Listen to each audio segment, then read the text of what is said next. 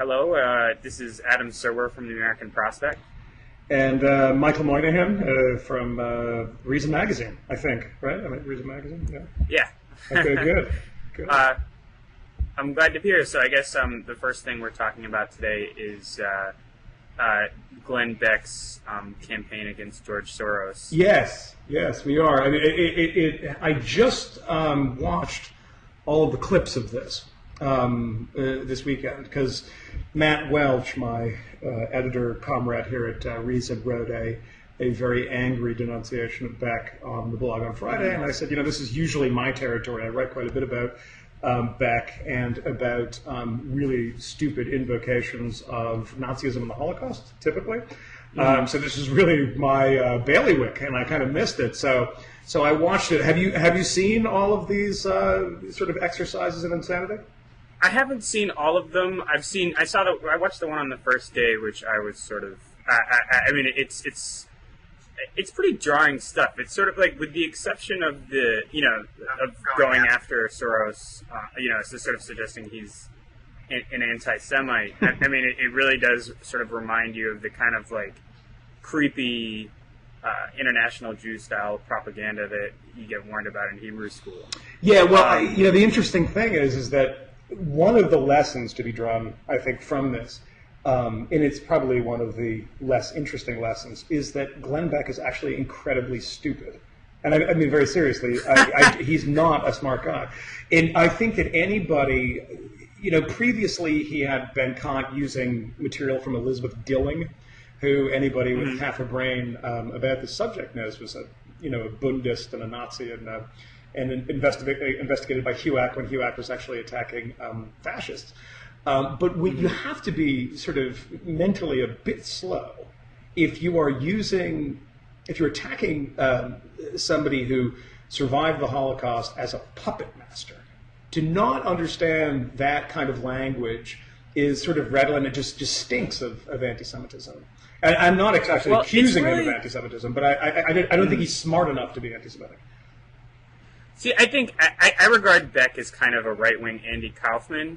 I have this idea that he's just an incredible performance artist. That almost everything he does is kind of has a self-conscious irony to it. Like he's the Tony Clifton of cable news, the Bob Zamuda of right. Cable I mean, news. there's this. It's just like it's so almost deliberately. It's kind of like the having the march on Martin Luther King Day kind of thing. Like, it's just it seems so perfectly engineered to outrage liberals in this very specific way that it can't. It makes it. It's hard for me to believe that he doesn't on some level know what he's doing. Yeah. I mean, but it is sort of. I mean, his citation of these blatant anti-Semitic sources, while not sort of explicitly endorsing anti-Semitism itself, is very strange. It is. I mean, it is strange. And what the amazing thing is, I thought one of the interesting things, I saw it on the Media Matters website, and I disagree with probably about 90% of the stuff that they write at Media Matters. I think they go way over the top on a lot of this stuff. But on the Beck stuff, they're actually, I think, a very good resource. And I was listening to the radio show. And the greatest thing about this was both the conspiratorial nature of it and the kind of underscoring of the fact that Beck isn't terribly bright. He was talking about how George Soros's father was a fluent speaker of, and I'm quoting him here, Esperanza, which is apparently he meant Esperanto, but he was repeating this Esperanza, because it was a global kind of language, and when you put the word global together with Glenn Beck, it's one world government, it's it's communist conspiracy, Marxist conspiracy, and I found this stuff completely fascinating. And I had a conversation about Beck and with a number of conservatives actually, and I'll tell you totally honestly, in DC, I have not met a conservative who doesn't think that this guy is absolute and utter embarrassment. They don't say it, and I think that's really cowardly that they don't say it. And I'm in a way, by the way, doing penance for the fact that I have been on Glenn Beck's show 6 or 7 or 8 times. And really? I wasn't very familiar with his his shtick, and he fancies himself a libertarian, and he had just moved over to Fox News, so they called me, and I went over there and said things that I believe, and he was fairly reasonable. I mean, he just seemed like a loudmouth cable host when I was on. But considering that I'd actually been on the show, I said, I really should start watching this. And I watched it, and as a response, I wrote 4 or 5. They've never invited me back, but I've done 4 or 5 columns about. I wouldn't say he's dangerous, but I think that he's dangerously misinformed. And when I was at these Tea Party rallies and talking to people, that the real sort of hatred of Woodrow Wilson, for instance, which I understand more than I think. Yeah, I hate Woodrow Wilson too. I mean, sorry, go ahead. Yeah, no, I mean, I understand it, but it was like almost by rote. They were saying, Woodrow Wilson's terrible, and Nazism and communism were fundamentally the same thing, and it's like, well, actually they weren't fundamentally the same thing, which would make it very confusing as to why the KPD, the German communists, were fighting the Nazis. But yeah, I mean, I think that this knowledge that he's imparting to people, which is this Mormon-inflected kind of weird messianic vision of the world, I think is actually pretty terrible and I mean, it has to be corrected. And I think there are some people on the right. I mean, I don't consider myself a conservative. But I do consort with conservatives because, especially right now, libertarians have all these weird alliances. But I think there are, thankfully, some that are starting to say, "Hold on a second." Thankfully. Yeah, I mean, I think what's interesting about Beck is that in attacking Woodrow Wilson, he's found a sort of sweet spot, because liberals, generally the stuff I write about, like, civil liberties, civil rights, and stuff like that. Woodrow Wilson was terrible. Absolutely, one of the worst presidents of the 20th century on these issues.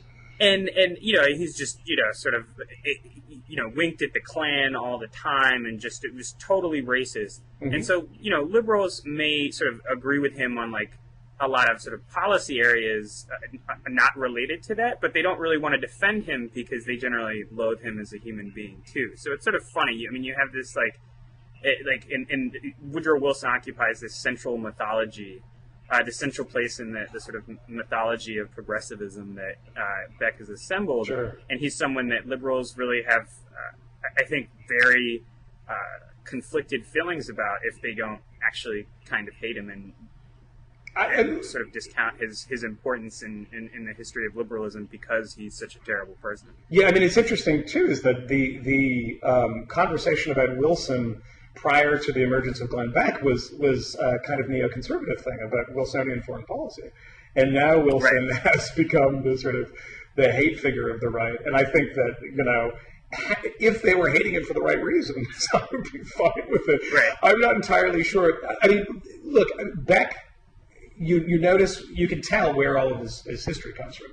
A lot of this comes from Jonah Goldberg's book, the Wilson hatred. And I think, actually, I reviewed Jonah's book for Reason and gave it a pretty tough review, which, by the way, I should say that Jonah's very gracious about. We had a good back and forth, and he argued with me on a number of the points, and I'm I was happy with that he just didn't dismiss it as some sort of angry crank who hated the cover. But the Wilson bit is actually the best part of that book, because he is making a civil liberties argument. Whether it amounts to fascism, that's for somebody else to argue. But I think that Beck, he gets all this stuff from these disparate places. It's from Mormon sources, people like what's his name, Cleon Skousen. Who is a really, really sinister figure. But the weird thing about this is that when you start believing in one world government, when you start positing these enormous conspiracies, the problem is oftentimes it does end with the Jews. Yes. I mean, that's what worries me about this. This is a very sort of like survival instinct type thing. Like, I think a lot of Jewish people feel this way. I personally can't stand conspiracy theories. They make me cringe because I just feel like eventually they all lead to the Jews. So like, I think like the whole AIDS was deployed on the black community in order to foster genocide. Well, A is like as a genocidal disease, AIDS moves pretty slow, so that doesn't really make sense. Yeah, it's very hard to target too, by the way.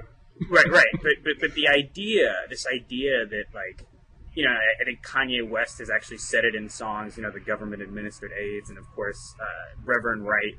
This is, you know, one of Reverend Wright's theories. It's just like there's you know, or whether it's Glenn Beck's whole theory with Soros. There's a way in which, like, or even the truthers. There's a way in which these all have sort of similar themes, to where there's a sort of shadowy elite running the entire world.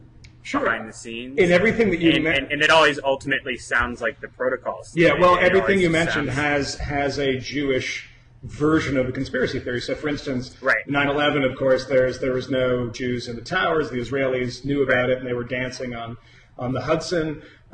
With sort of black conspiracies of the 80s and 90s. I mean, obviously, there's a whole different bunch of these, and there's actually a bunch of very good academic books about this. One, though, is the secret. You remember the book, The Secret Relationship Between Blacks and Jews, which was pushed by people like Leonard Jeffries and whoever the guy that was teaching at Wellesley that Mary Lefkowitz wrote quite a bit about. But that was that the Jews were, of course, responsible for the slave trade. It does always come back to the Jews. So when Beck is going on this stuff, it doesn't surprise me. I think that he is stumbling into it. I don't think that he is saying, I'm going to use this enormous platform to attack world Jewry. I don't think he thinks that. But it does, when you are sniffing around the margins of this stuff.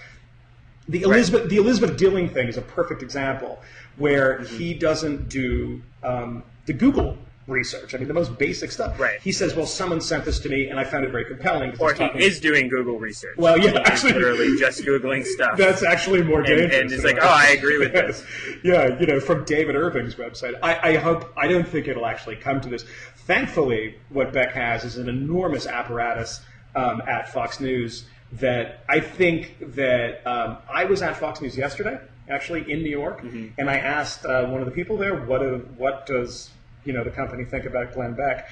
And there was a very long pause, and they said, well, it's mixed, which I took to be that, I think that Roger Ailes is perfectly willing to push his stuff out there as long as he's getting 2.5 million viewers a day. I think that if he goes really around the bend to, sort of anti-Semitic stuff or sort of really explicitly survivalist stuff, I don't know how tolerant they're going to be. Which actually, let's move actually on this note to MSNBC, because we're talking about cable news. And I wrote the other day that having watched MSNBC during the elections, that I said, I wrote this in a column of mine that they have actually come to the point where they are just a liberal version of Fox. Now, I know a lot of liberals disagree with this, and I got a few emails, some of which were smarter than others. But I mean, what's your take on this? That MSNBC is now just becoming a sort of a left-wing or a liberal mirror image of Fox? I think that MSNBC isn't there yet. I think that they were actually more heading in that direction when David Schuster was there, since he's actually a lot more partisan than most of their daytime anchors. But he's not there anymore. But I think the big difference is, of course, that you have three hours of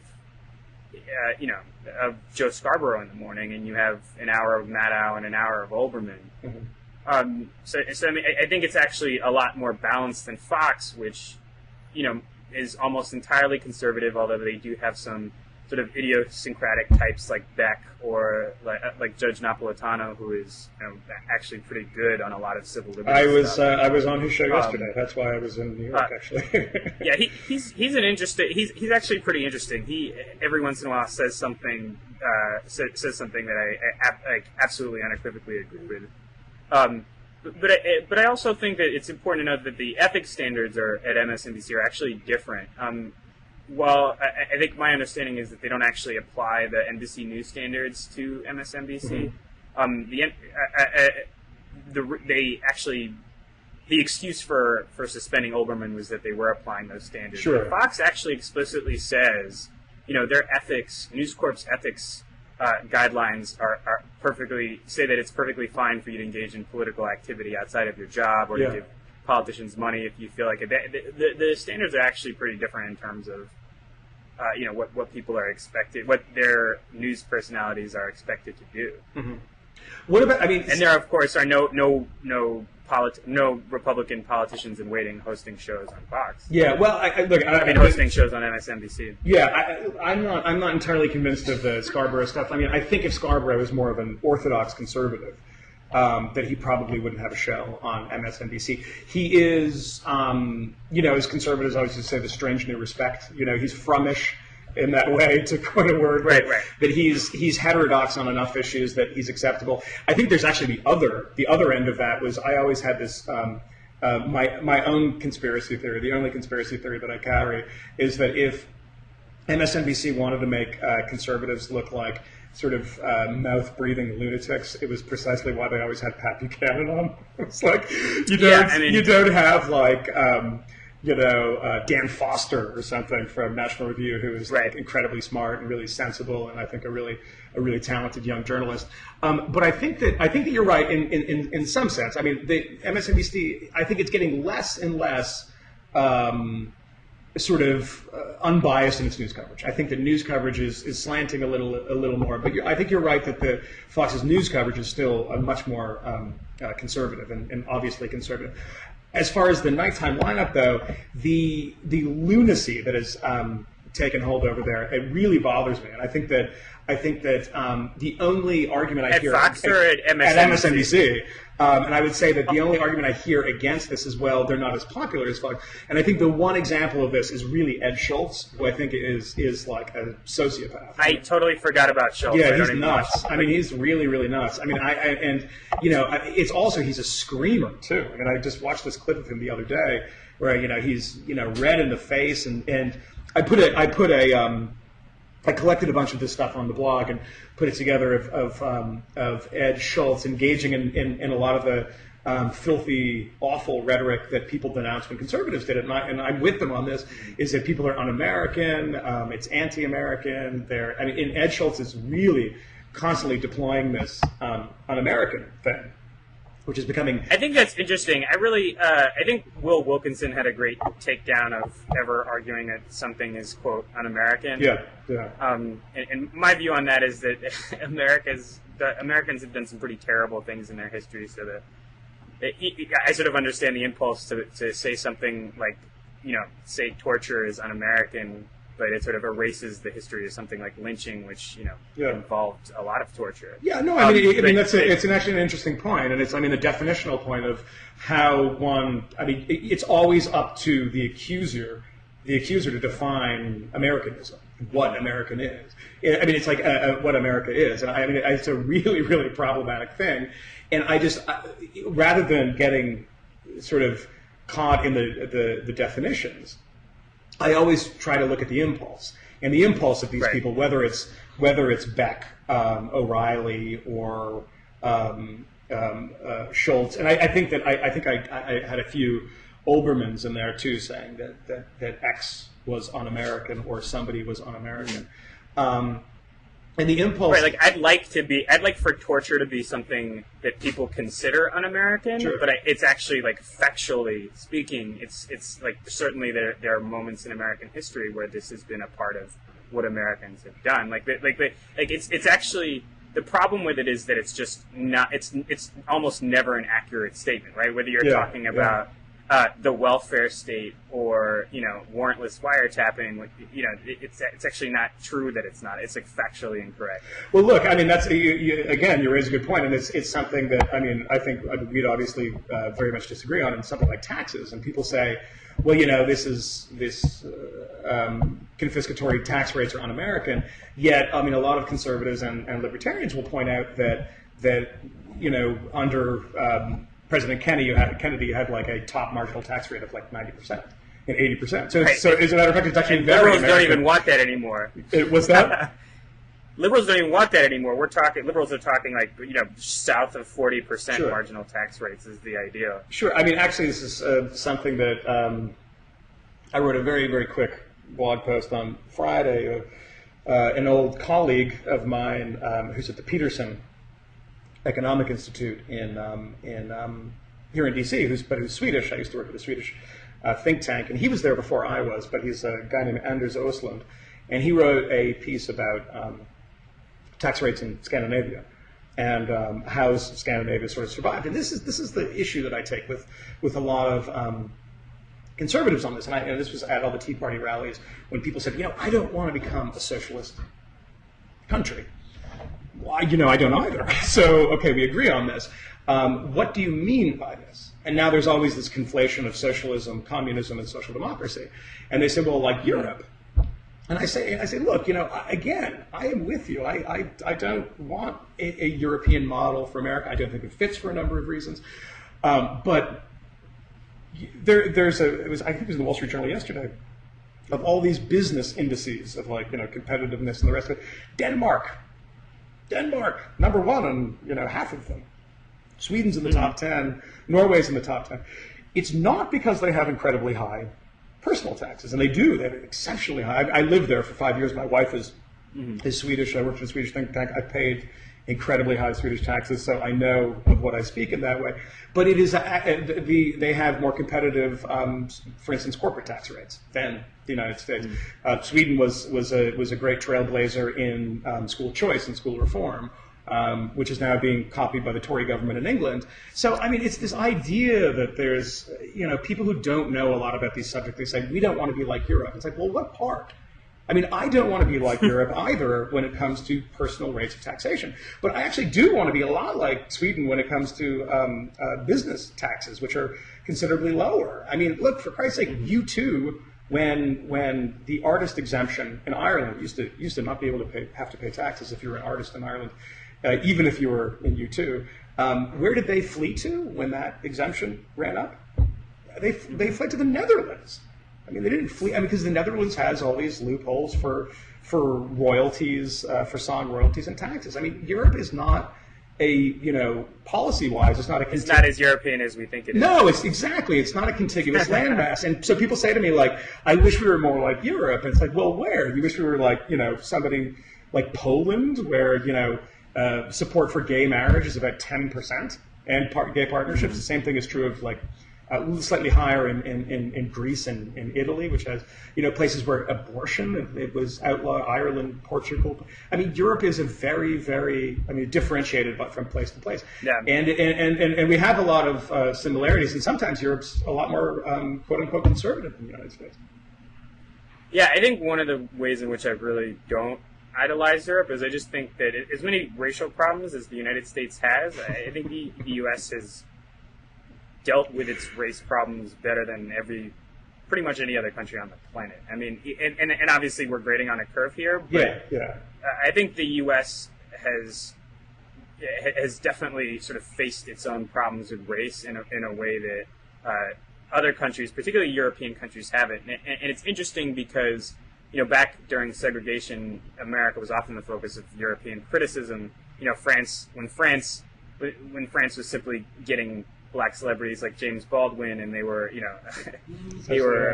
oppressing the crap out of North Africa. They were, they had a lot to say about segregation. And now that France is a more diverse country and has its own problems to deal with, they're not so smug about those issues. And I think the same is becoming true of elsewhere in Europe, where there's now that sort of immigration is increasing and there are more people who aren't originally of European descent coming across, and you see a lot of these problems. The interesting thing was that you can look this up. It's a really fascinating quote, and smug is the right word because it was 1992, I guess. Yeah, it was 92. Because it was the LA riots, and there was an interview with Francois Mitterrand, the then president of France, who scoffed at what was happening in the United States and said, because of our superior social model, this sort of thing will never happen in Europe. Right. And of course, ultimately it did start happening. Ultimately did in 2005. And look, what the big change in sort of European thinking in the past 15 or 20 years is that the social model, the sort of very generous welfare state, fairly open borders. That was the case. It's no longer the case. That would actually solve all Europe's problems when it came to race relations and integration. And now you have somebody like Angela Merkel from Germany who said to a conservative youth party conference, and now, for those out there in blogging heads land that tend to be very clever people and know this, but I mean, the German conservatives aren't conservatives in the American sense of the word. And she said, the multiculturalism has failed.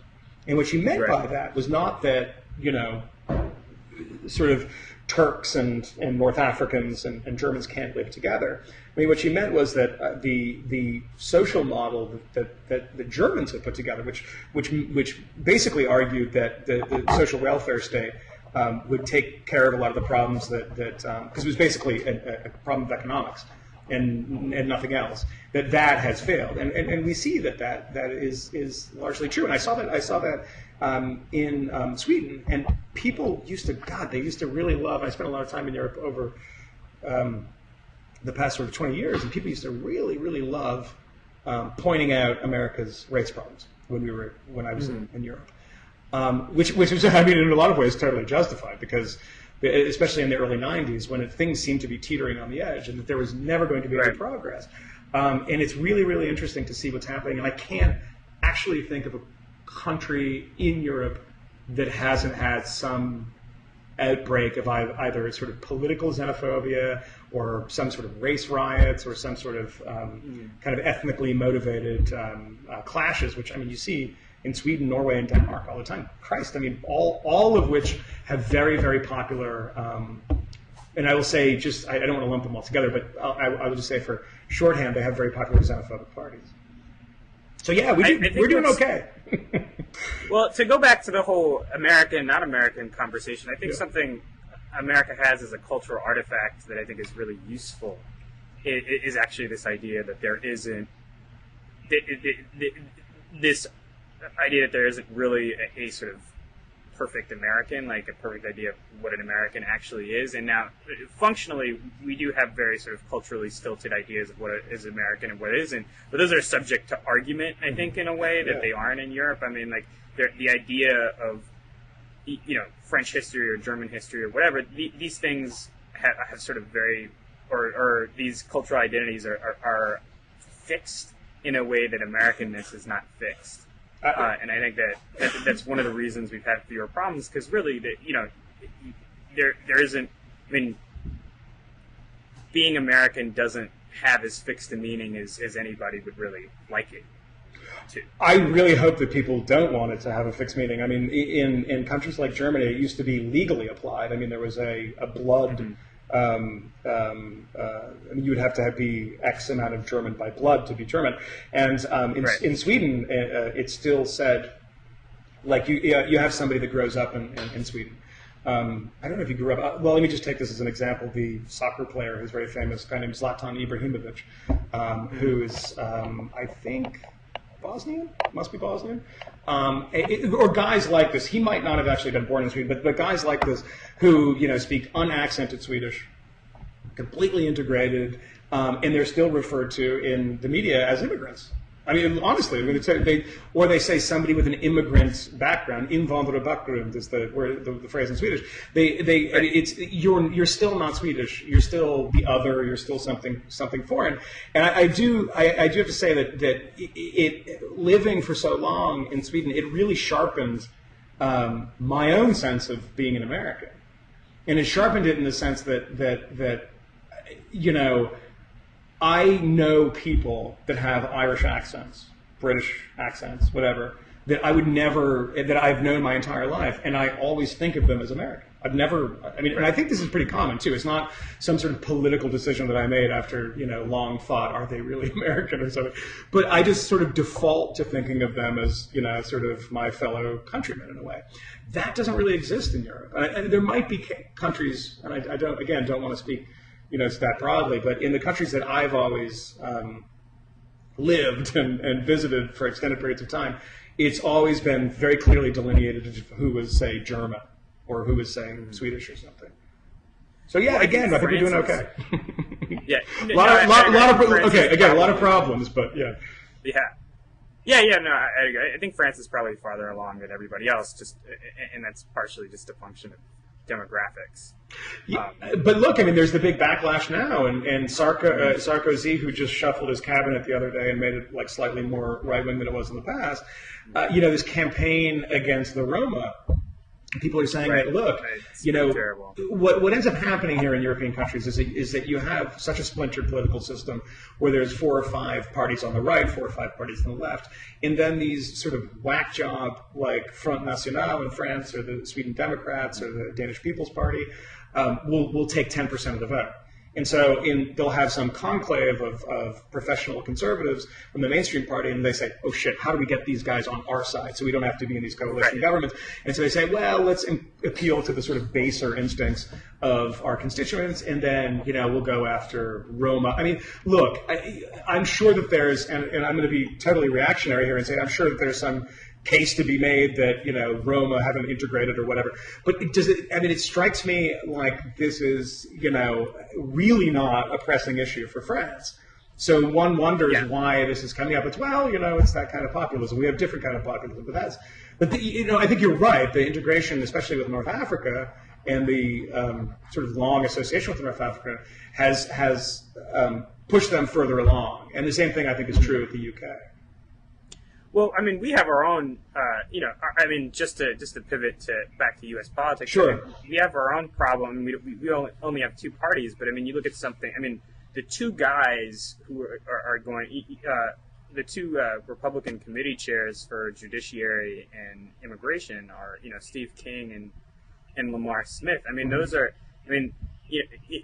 pretty much. I mean, if America had a bunch of like far right sort of nativist parties, those guys would kind of be running it. Yeah. You know what I mean? I mean, it's not as though our second party, our 2-party system has, isolated those people from places of power. I mean, they haven't, but there are examples of it where it has done. And a good example of that as recently is Tom Tancredo, who thankfully lost his election in Colorado, but actually ran on the American Constitution Party or some idiot party. Yeah, he was the Constitution Party. Yeah.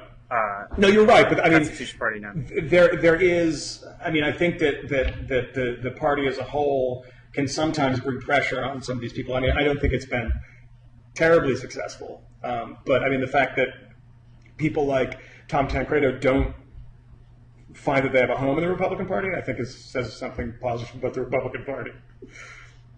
I think I don't know. I mean, part of me believes that they are being tactical about this. Like they don't mind harnessing this while Obama is in office, but when say there was a Republican president and they wanted to actually get something done on immigration, they wouldn't want to have Steve King in their committee. Sure. Running the immigration committee. I mean, that's my hope, but I don't know if that's actually. I mean, I don't know how much. I don't know how much the Republican Party that almost passed some pretty decent immigration reform legislation in 2007 has changed. It has substantively changed since then. Yeah, I mean, I think that's a real question. I mean, it's an interesting question because I mean, Bush's immigration reform stuff was probably the last thing I agreed with him on. I mean, he was good from a Reason magazine type libertarian position. We are very pro immigration. I mean, it's good for the country, it's good for the economy, and it's good for the immigrants themselves. And there used to be a pretty strong part of the Republican Party that agreed with us. I mean, look, I'll give you 2 examples. Commentary magazine, it's a neoconservative magazine, is very pro-immigration. The Wall Street Journal editorial page is very pro-immigration. I think National Review, they have a guy like that, Mark Corian guy, who sucks on this issue. But they have some people over there like Andrew Stuttaford, who's the more libertarian guy, who are good on this. I mean, so they're thankfully it's not 100% down the line. This is the Republican Party issue, and we're sticking to it. I don't think the party would ever do anything because they fear. A century in the wilderness. I think this is how they look at it. I don't think it's true. If they were to push for what I think is stupidly and colloquially called amnesty. But to race, you write a good bit about race, a fair bit about race, right? Mm-hmm. Mm-hmm. What I mean, you were saying in comparison to Europe that things have gotten. The things are pretty good. I mean, we've dealt with racial issues quite a bit. But because, obviously, Obama's president, and because of the Tea Party and a lot of, there's been, these signs and some people that have made a lot of off-color comments. How do you think that we are doing currently? I mean, I know there's a lot of people that say that much of the criticism about Obama is motivated by race. I suspect that there's some truth to that, but I just don't see it. Tell me, as somebody who's looked at this more from a perspective of how's America doing on race, what your kind of perception of this is. Okay, so I'd say my understanding of the prevailing political dynamic from each side is this. Liberals think the welfare state would be much more popular if it weren't for race, and so they think Republicans use race unfairly to malign it. Republicans think that more minorities would be conservative would be voting Republican because a lot of them tend to be socially conservative if it weren't for liberals deploying race against Republicans unfairly all the time. That's sort of my understanding of the political dynamic. I think that there's actually, I think and when we talk about how people are doing with race, I think sometimes we get preoccupied. There's actually, I think, two separate questions. And I think we get preoccupied by the first, which is, have white people fulfilled their obligation to rectify past racism, which I think isn't a useful question. Is not a useful question. Is that what you said? No, I don't think it's a useful question at all. At all, I think it sort of it incentivizes really bad impulses on either side of the ideological spectrum. And the second question is, how are we actually treating racial minorities, or what are the barriers to advancement that still exist for people of color? And I think, again, like relative to a lot of other places in the world, America does really well. But I do think there are substantial problems that don't necessarily have like a clear solution. I mean, one of the examples I'd say, and I probably come down very close to where reason is on this, is something like the war on drugs, which has an outrageously disproportionate, cumulative, sustained impact on black people as something which is something that just needs to end. Sure, I mean that's simply like undeniable. I mean, it's an undeniable thing. You can argue about whether it's deliberate, but the fact that it is disproportionately affects minorities, specifically inner city blacks, that is an undeniable. And it's absolutely devastating. I mean, because it's difficult. I mean, it would take about 20 minutes just to go down the list of the ways in which this affects economic opportunity. And not just for the people who are in prison, but for everyone who is indirectly impacted by like a single person going to prison. Sure. I mean, it's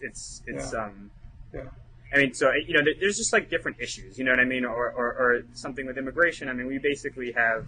I mean, immigration, I actually think, is a lot like the drug war in that Americans have been lulled into an impulse of thinking that you can solve a problem by making X more illegal.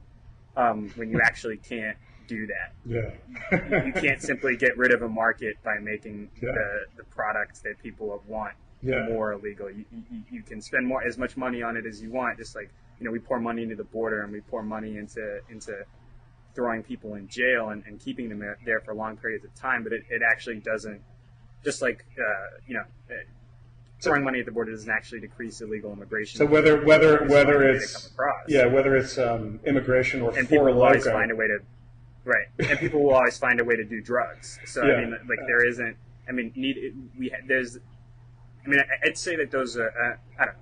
Sorry, I'm rambling. But but as I think it's interesting. I mean, but because. Somebody who writes about this issue a lot, I think that. I mean, is it I would think it'd be disappointing to you in a way.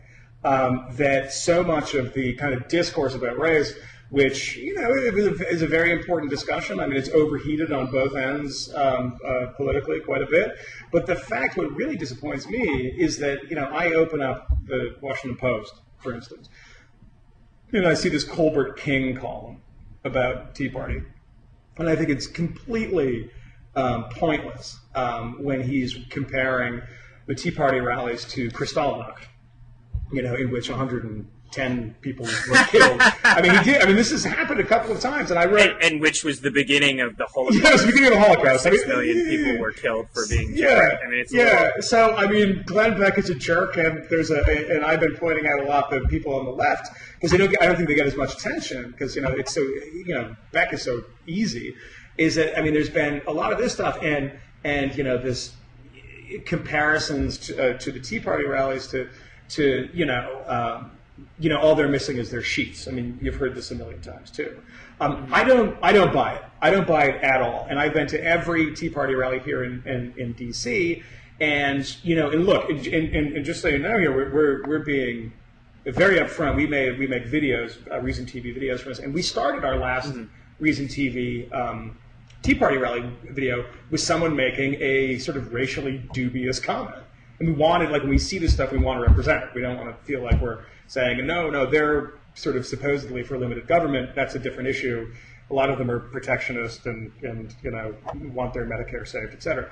So they say they're for limited government, so we're ideologically on their side. So we're going to cover up some of the kind of more impolite opinions. I have to say that, I haven't met a lot of minorities. I've met a few, enough that I found it interesting or non-whites at a Tea Party rally, because that's usually the idea that it's just grumpy sort of Midwestern white males. I think that it's distracting, and I think it's actually a cheap kind of argument to say that the anger in the country against either the Obama administration or healthcare or spending can be reduced to something that you don't even really need to argue. And the reason you don't need to argue race is because it's so sort of morally repellent that someone would say, I disagree with this stuff because the man who is instituting it is black. I mean, I think it's a cop-out argument in a lot of ways. So I think that when you take a picture of somebody at a Tea Party with the signs that are racist, and then call them out, do a segment on Maddow, the rest of it, and write about it and try to get a sense of how much this is infecting the Tea Party. But these kind of 700-word editorials from people like Frank Rich or Colbert King or Gene Robinson or something, who just say, okay, well, let's start from the baseline here is that it's a racist movement. And I'm just not convinced of it. I mean, I'm willing to be convinced of it. I have written very negatively about the Tea Party, and I think that they're wrong on a lot of things, and tactically, I think they're irritating. So I have no, dog in the fight, but I just don't see it. I mean, I really don't see it. I think there are I think there are a couple of reasons why liberals feel this way, and I think one is that liberals come from a perspective of you look back to the old, when the liberal coalition was dominant, it was premised on an agreement between liberals and white supremacists, basically. I mean, when the greatest expansions of the American welfare state took place at a time where the price of doing this was an agreement with Southern Democrats not to extend the welfare state to black people. Sure. So I think liberals come at this from, like I said, a perspective that if it weren't for race, we'd have a more redistributive state. We'd have a national health care plan, health system run by the government. I mean, this is sort of the perspective, and I think. The converse of that is that they see conservatives as having it really very successively deployed race as a hammer against the welfare state, and I generally would agree with that. There's sort of welfare queens comments and things like that. Right. And I think that I have sort of I have very complex feelings about the Tea Party and race. I think that there are. I think that there are some elements of the Tea Party's rhetoric that raise alarm bells for me. I mean, the whole. I mean, I remember during I mean, and this actually comes a lot back to Beck. Like, I think Beck is really extraordinarily racially problematic, and as a voice, a lot of people in the Tea Party look to Beck as for inspiration, and Beck has constructed essentially an alternate, sort of alternate universe in which, white people are essentially being oppressed by black people, and I say this, and I'm literally specifically thinking about the day after the Oscar Grant verdict, the police officer, Johannes Messerly, who shot Oscar Grant. There was some indication that the Civil Rights Division of the Justice Department might look into whether Messerly violated Grant's civil rights because he was convicted of a crime that would ultimately lead to a very light sentence. Sure. And Beck said, "This is like the 1950s, but the races are reversed." Did he actually say that? Yeah, wow, he actually said that, and there's this sort of because the interesting thing about it is it's not like that at all. That's right. That's what I find very interesting about that. It's not even close to it. I think this sort of there's a way in which which a lot of conservatives talk about what Democrats have been doing, like say Obama proposes Romney Care, and Rush Limbaugh calls it a civil rights bill. Mm-hmm. You know what I mean? I mean, like this is something like, and I think to the extent that liberals disproportionately engage those arguments, it's because of this understanding that there was once a time where liberals had this devil's bargain with white supremacists, and they got a lot of what they wanted. Mm-hmm. And when they no longer had that bargain, or were no longer making it, or when Johnson said enough, that project suddenly became a lot more difficult. Mm-hmm. I mean, it's the state of the one thing that is often invoked, and you see this from people like Limbaugh and Beck, I suppose. I don't watch him enough to I'm a YouTube consumer of Beck. Oh, incidentally, let me go back actually quickly. He have, and correct me if I'm actually honestly wondering, he had a few shows that were specifically about it was like the unknown history of Black America or something, which was seen through the prism of Black conservatives, or am I right about that? Right, and I think what was problematic about those is that, and this is why I said that first question isn't useful, is that the show very much took on a tone of how we will use the presence of Black conservatives to exonerate white conservatives from charges of unfair charges of racism from liberals. Mm-hmm. And I think that whenever, as long as the Republican Party approaches race through that prism, or approaches sort of its black members and as seeing them in part as sort of an inoculation mm-hmm. Against charges of political racism, mm-hmm. That people, I think minorities in general are going to be turned off. Yeah, I mean, because they feel like they're being exploited, and the Beck show is like those shows with Beck are actually a pretty good example of that. Not to say that that's the only relationships conservatives have to minorities, but in particular, like those Beck shows were an example, were a pretty good example of how that phenomenon works. Yeah, I mean, see, this is the thing. This is the weird thing about race in America and how race has been discussed and specifically taught at universities, is that when you come out of university having, you have conversations at university about sort of unknown figures in American history that are African American or in world history. I mean, you can talk about sort of Paul Robeson, or I went to a university where they renamed the library halfway through my time there after W.E.B. Du Bois, who I think Souls of Black Folks, really interesting book, and then became a complete crackpot Stalinist, literally a Stalinist when he died. When everyone W.E.B. Du Bois. Yeah. When everyone was leaving the party after the invasion of Hungary in '56, Du Bois actually joined the party, which so you see it. Unfortunately, in America, we are taught race. Younger people are taught race, and this is a new phenomenon, I think, that had a purpose at one point. through a very, very political prism. So, for instance, people say, and conservatives I think have a point about this, they say you're going to talk about like a libertarian, somebody like T.R.M. Howard, who no one knows of, George Schuyler, who nobody knows of, because of their politics, right? Because what you're going to learn about at university is you're going to learn about race through the sort of lens of critical race theory, and that demands that the people that are discussed have a certain political perspective.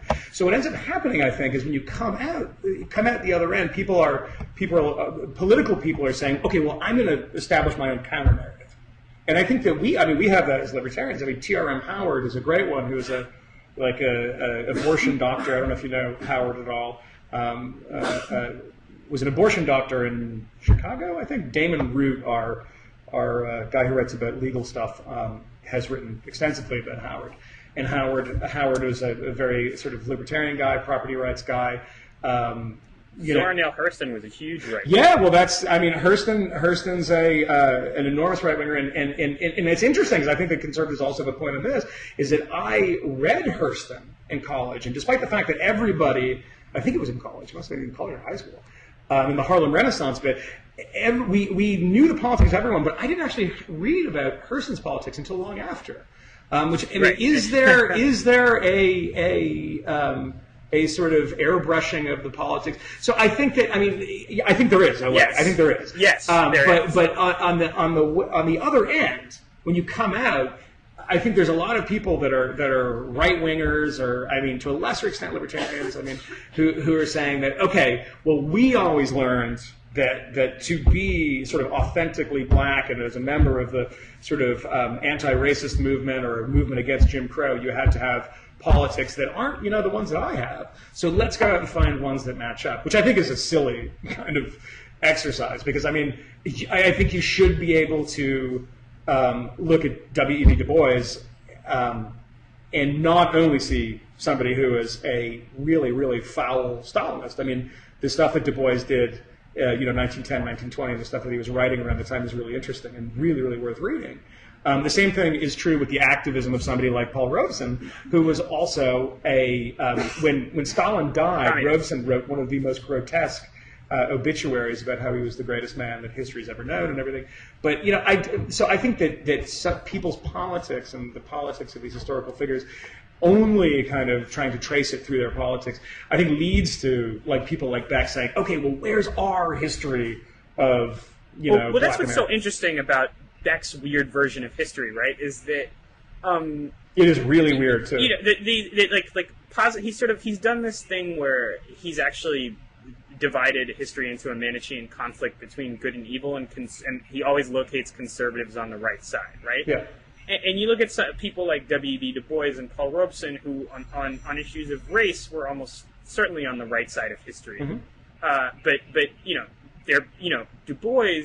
When people talk about, I think Du Bois is someone I use as an example of people. I think I got into an argument with someone about Du Bois because I've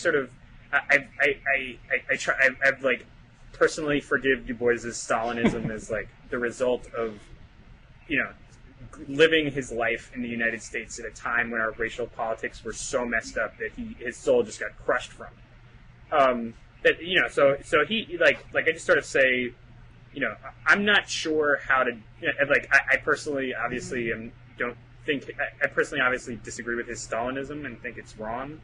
But there's some part of me that's sort of but there's a part of me that says, being a black man in this country in his time and trying actively to improve things for black people and just running up against this seemingly unstoppable, unbreakable wall of white supremacy must have been incredibly disillusioning, and that's my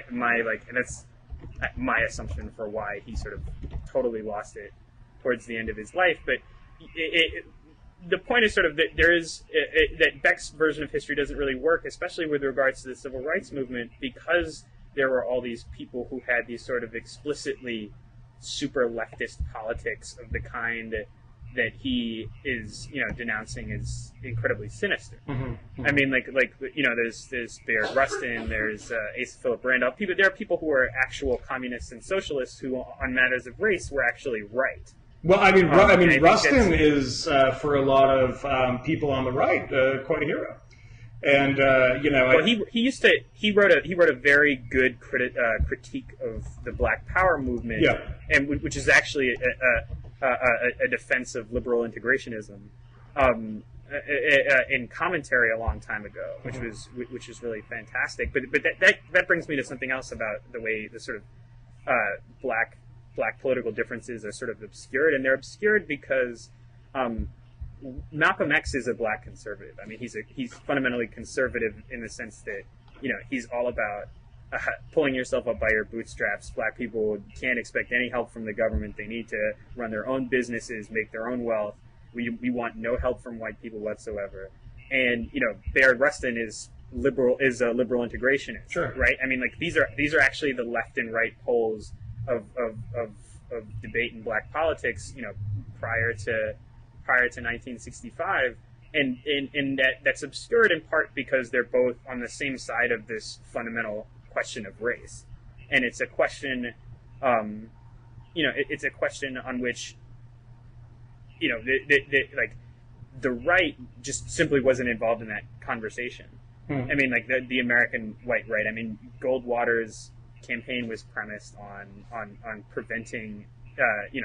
Basically preventing the Civil Rights Act of 1964, preventing government intervention on behalf of black rights, and I don't think that's, and I think that's why, those those divisions in black politics are obscured, because while there were sort of disagreements about integration, there was ultimately an agreement about who the sort of bad guys were. Yeah, well, I will disagree with you on the Du Bois thing. I think I have to disagree with you just because we've been way too cordial. On the Du Bois thing, I'm a Richard Wright fan, and Richard Wright. I mean, what one realized when getting close to the CP, the Communist Party, in the 30s and 40s, was that I think that the Communist Party, for instance, was on the right side of the issues of Jim Crow and institutionalized racism, but for all the wrong reasons. I mean, it was just a wedge issue for them to recruit blacks to the cause of revolution. And the person that actually really saw that was Richard Wright, who wrote about it in the...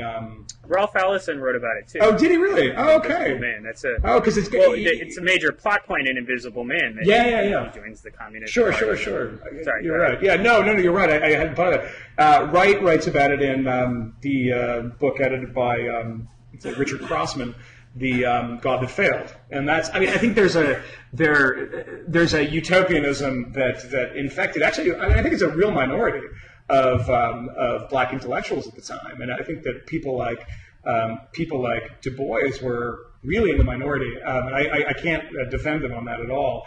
And it only kind of comes back again when with the Panthers, and when the Panthers become more of a Maoist organization. But I guess that's probably a different blogging heads, and we are running up onto an hour. So why don't we finish with this? I just saw this come across the transom.